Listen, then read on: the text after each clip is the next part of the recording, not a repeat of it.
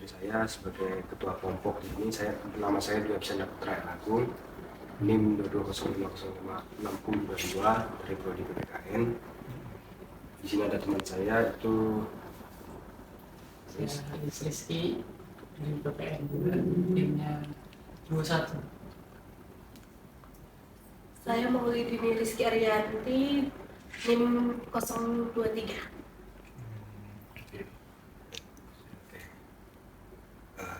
Di sini kami mencari Bapak ada beberapa pertanyaan. Ada kemungkinan ada 4 soal. Yang pertama itu Pak, bagaimana kewenangan dan kinerja kelembagaan Mahkamah Konstitusi dalam konstitusi dapat menjadi mekanisme nasional pemajuan dan perlindungan HAM. Terima kasih. Pertama tentu saja saya menyambut teman-teman dengan sangat berbahagia gitu ya. Perkenalkan dulu nama saya Alvin. Menarik pertanyaannya. Kalau berbicara tentang kewenangan MK, Mahkamah Konstitusi Republik Indonesia, sebenarnya sudah sangat eksplisit diatur di dalam konstitusi kita, Undang-Undang Dasar Negara Republik Indonesia tahun 1945. Di situ dikemukakan bahwa pertama tentu saja kewenangannya adalah menguji undang-undang terhadap undang-undang dasar, ya.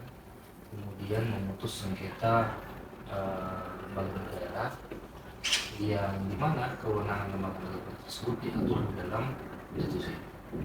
Yang ketiga, perselisihan hasil pemilu, ya kan, PHPU, perselisihan hasil pemilu, itu menjadi kewenangan.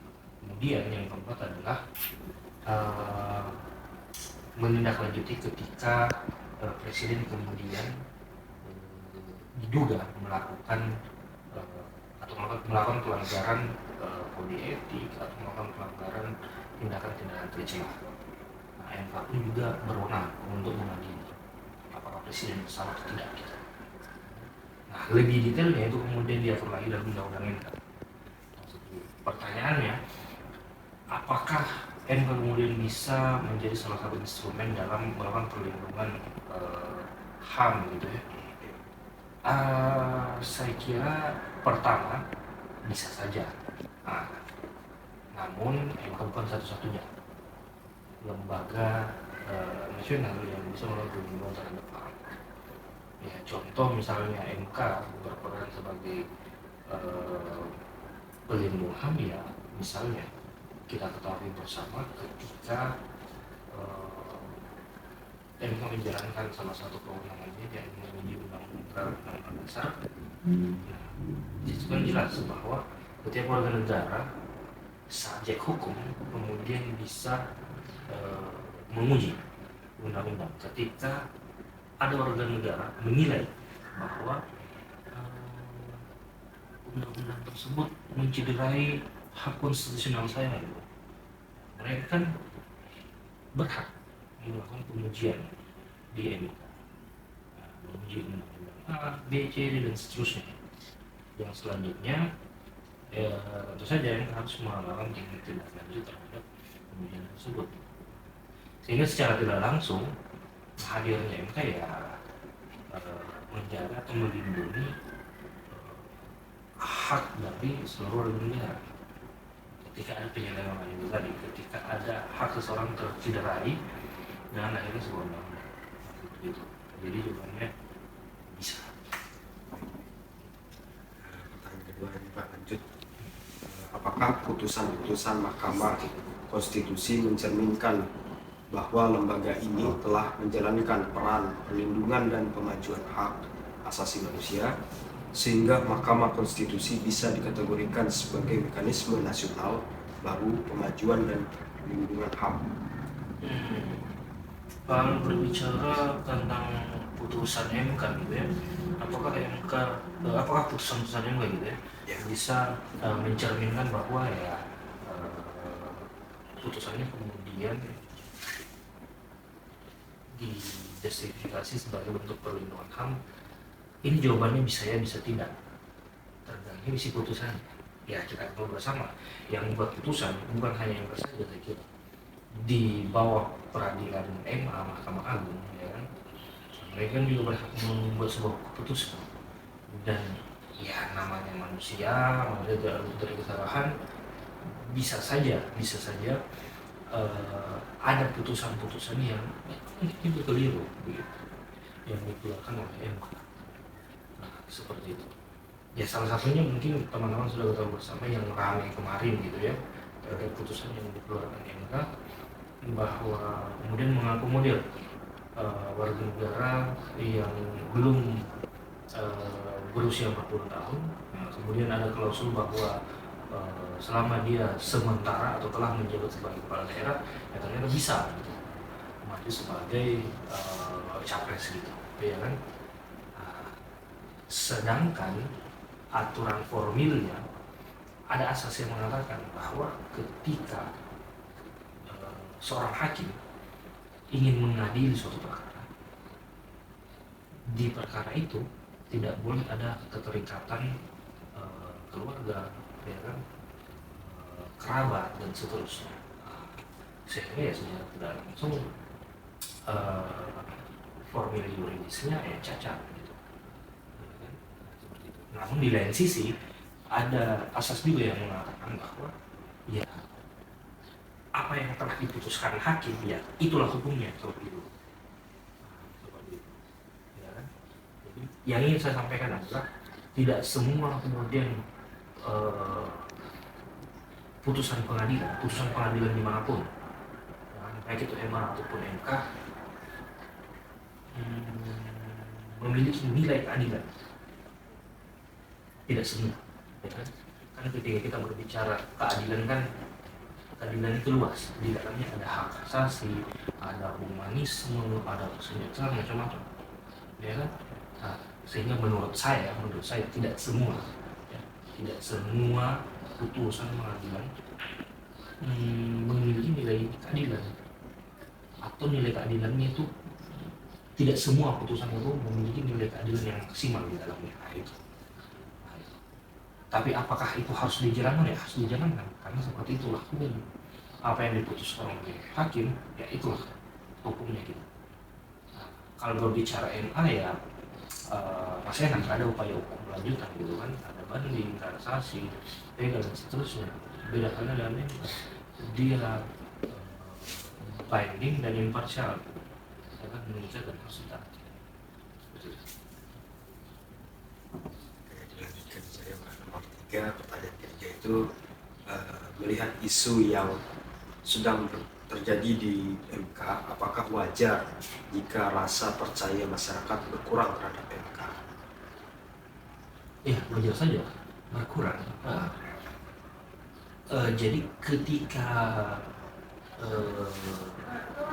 suatu penegak hukum atau aparatur yang kemudian ketika penegak hukum, ya kan, aparatur yang kemudian menjalankan perannya, kewenangannya, menjalankan itu dalam seluruhnya, tidak mengikuti apa yang telah tertuang di dalam peraturan perundang-undangan, ya sah-sah saja masyarakat kemudian menaruh kepercayaan yang rendah kepada lembaga tersebut. Ya kalau konsep bernegara kan ya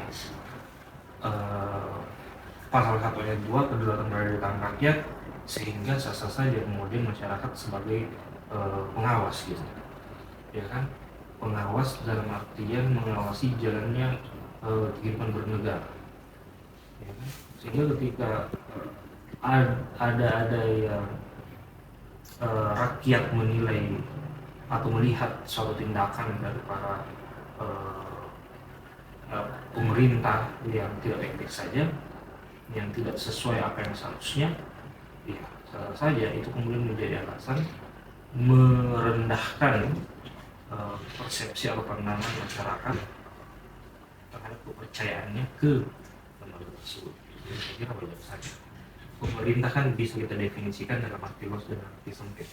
Dalam arti luas kan menyangkut seluruh pemerintahan, yang terbagi atas 3 cabang kekuasaan itu, ya kan?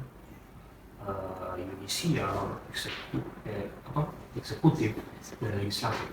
Kalau pemerintah dalam arti sempit kan hanya eksekutif saja. Pemerintah yang saya maksud adalah dalam arti luas, juga termasuk yudisial tadi. Seperti itu. Jadi Untuk pertanyaan keempat itu Pak, mengapa kontrol terhadap pemilihan umum oleh Mahkamah Konstitusi dianggap penting dalam menjaga demokrasi dan perlindungan hak politik warga? Oke. Sebenarnya kita harus tafsirkan bersama nih, diksi kontrol, ya kan? Kalau kontrol kan memiliki kewenangan untuk mengarahkan dia ke A, B, C, dan seterusnya. Kalau pengawasan bisa saja. Kalau kontrol kayaknya terlalu luas diksi kontrol itu. Nah, pengawasan pun demikian, harus ditafsirkan juga. Karena yang memiliki kewenangan untuk melakukan pengawasan adalah Bawaslu, ya kan, dalam hal pemilu. Bawaslu pun tidak memiliki kewenangan untuk mengontrol. Nah, seperti itu, ya kan. Tetapi ketika tafsiran mengenai kontrol yang kalian maksud adalah pengawasan, yang paling berhak adalah Bawaslu.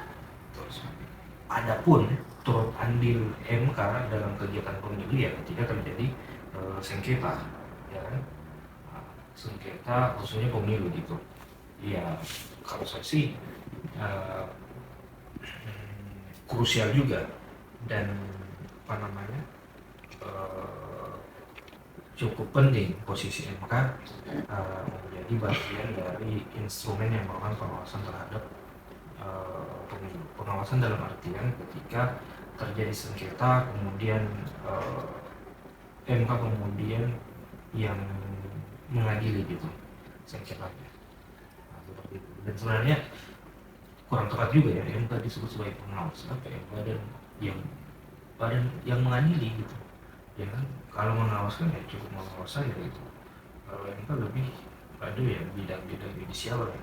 Ketika ada sengketa antara 1-2 pihak ya dia hakimnya lah gitu. Ya kan? Dia wasitnya dia gitu. Seperti itu sih.